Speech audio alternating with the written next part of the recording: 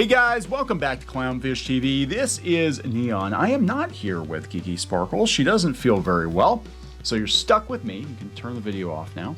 Anyway, we're going to talk about YouTube and NFTs because you know how we've been telling you for at least a month or two now that you're not going to be able to outrun the blockchain. You're not going to be able to outrun NFTs.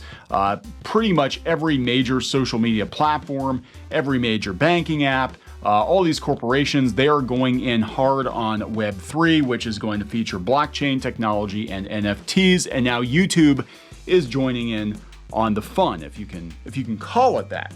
So we're going to talk about YouTube possibly getting into the NFT game, possibly offering its creators the option of creating NFTs. It's going to happen. It's going to happen. It's so ridiculous to see people threatening to boycott platforms over blockchain and NFT when, regardless of what you think of the technology, it's not going anywhere. It's not going anywhere. So we're going to talk about it. So before we get into it any further, please subscribe for more pop culture news, views, and rants, guys. Over 255,000 subs. Thank you so much for the support. We do talk about YouTube and technology and the business side of making things and being on YouTube. We are concerned about, you know, some of their plans going forward. And this was brought to my attention by multiple people a day or so ago that YouTube now is jumping on the NFT bandwagon. In fact, Twitter announced it just the other day that you could do NFT profile pictures, and weirdly enough, people are complaining about it on Twitter. Will they actually quit Twitter like they did Kickstarter? Hell no.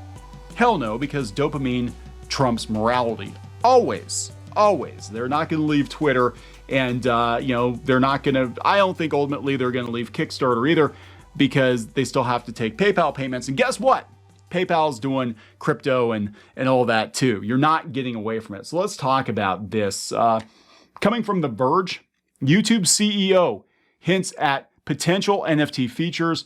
Susan Wojcicki says the company is looking to help creators capitalize on emerging technologies. Basically, sell NFTs so your followers are bankrolling you. This is kind of like their subscriptions and all these other features that they offer, super chats and all that. YouTube NFTs may be in the works. In a letter published today, that would be yesterday, YouTube CEO Susan Wojcicki suggested the company is looking to branch into NFTs in the future as another source of revenue. We're always focused on expanding the YouTube ecosystem to help creators capitalize on emerging technologies, including things like NFTs, while continuing to strengthen and enhance the experiences creators and fans have on YouTube, the letter reads. The detail was part of Wojcicki's latest letter to the YouTube community, which outlines areas the company plans to invest in, like gaming and shopping, and how it plans to support creators. Wojcicki said that YouTube is looking to Web3 as a source of inspiration, specifically noting the opportunities with crypto, decentralized autonomous organizations, and NFTs. Again, they're not going anywhere. Not going anywhere.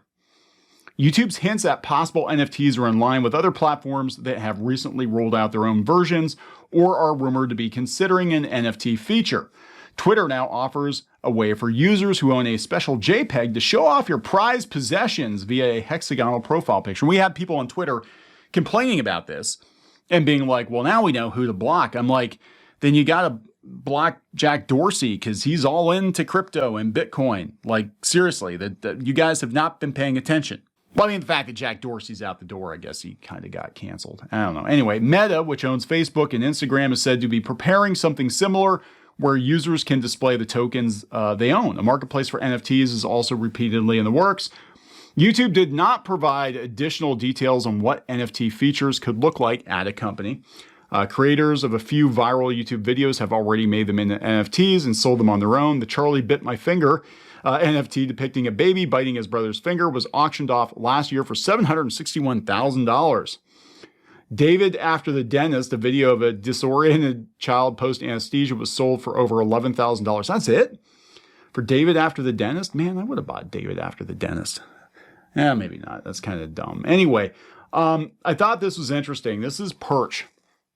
Comic Perch. You should check his YouTube channel out. He's actually got a very good channel. He does a lot of in-depth analysis of the comic book industry from strictly a business perspective. Pretty smart guy.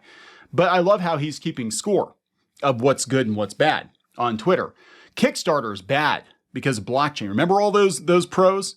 They're going to quit Kickstarter because of blockchain. In fact, their comic outreach lead rage quit Kickstarter because of blockchain. Twitter's okay because it's just a little blockchain. Twitter's got to check. But now, but the people with the NFT avatars, yeah, they're bad. Image is both bad and good because they didn't support the union, but they also have one. For now, they have a union. Wait, they'll reorganize or something. They will find a way to get rid of those people because they clearly did not want one. Spotify is bad because of Joe Rogan. Yeah, Spotify. Freaking Neil Young rage quit Spotify because of Joe Rogan. And, the people who listen to Spotify, the vast majority don't even know who Neil Young is. So good on you, I guess, for protesting. Nobody gives a shit. And this is coming from a guy, I actually like Neil Young's music, but I'm older than the average Spotify listener. So Amazon. Amazon is good because Joe Rogan's not there, but also Amazon because of their working conditions and all this other shit, their monopoly and space. Space is a problem. M&M's because diversity and child labor. I don't know. I think they should be a bad and good. And then we have this person here, Dozai Lamb. I think it's Dozai Lamb. I hope I'm pronouncing your name. I've actually interacted with them quite a bit on Twitter. And I always feel bad. I don't know how to pronounce people's names. I see their screen names. I'm like, I don't know how to pronounce that. But I know you. Twitter because of NFTs. But they won't really cancel it because they're all addicted to it. Yeah, because, morality trumps dopamine. Screw your morality. We got to have that dopamine hit. So Engadget has a take on it. Susan Wojcicki said Web3 has been a source of inspiration. They also talked about, during this, they talked about the dislike counts too. That was a thing. She noted that the dislikes were often used to target smaller creators for harassment and that the feature could still be used to inform individuals' recommendations. Every way we looked at it, we did not see a meaningful difference in viewership, regardless of whether or not there was a public dislike count. And importantly, it reduced dislike attacks. Now, dislike attacks, I think, are a thing. But I think it was more like it reduced our ad revenue because the companies that were on the receiving end of the dislike attacks disliked that people disliked their content.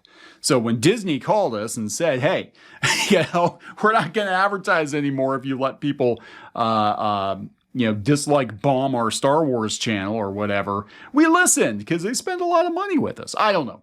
Just a theory. But yeah, this is really interesting. Like my own personal opinion of NFTs is I think they're kind of dumb. A lot of people have environmental concerns about it. A lot of people have concerns about people, stealing artwork and all of that. And those I think are, legit concerns if it means a lot to you, don't participate in it. But if you're going to boycott platforms because they're embracing NFTs or embracing crypto or embracing blockchain technology, you're running out of options. You are literally running out of options because every major platform within the next 2 to 5 years will probably be using some sort of blockchain integration, or they'll accept crypto, or they'll deal in crypto, or they'll have their own crypto. They'll offer you the opportunity to buy NFTs or whatever. It's not going away. So the only option you have, if you want to completely avoid it, is to stay off the internet. And honestly, a lot of people that complain the loudest, I really wish you would just stay off the internet. It would make things so much more enjoyable for the rest of us. Please leave. Go find a Unabomber shack or something to live in, and we can just all carry on. In fact, I was going to leave Twitter. I was so pissed about the state of Twitter.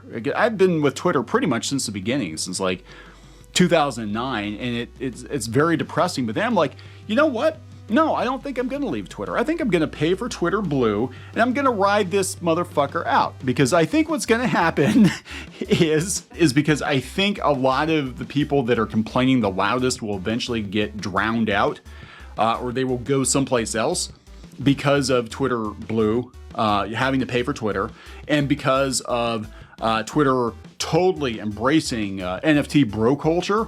I think those of us that are left will have a much more enjoyable time. And frankly, there are no other alternatives that are better that I found. Everybody's like, well, go to Gab and go to Getter and go to this and go to that. I'm like, I don't really care about any of those platforms. I've been on Twitter for over a decade, you know, and it's only been the last couple of years since everybody jumped ship from Tumblr that the place has become unbearable, that it got overrun with political discussions and all this shit. And it seems like a lot of that's going to be walked back. I think the market is going to dictate the audience for Twitter. It has to. Twitter's got to make money. And the same thing is going to happen with YouTube too. The same thing is going to happen with every social media platform. Eventually, I think the crazy people are going to be kind of driven off into their own little corner of the internet. They can go to, what was that one place they had? Pillow Fort? Is that still a thing? They can go over there. That's cool. Let the rest of us carry on, pretend the last 5 years didn't happen, and just carry on with things. I don't know. Anyway, I'm going to wrap this one up. Please subscribe for more pop culture news, views, and rants, and we'll talk later.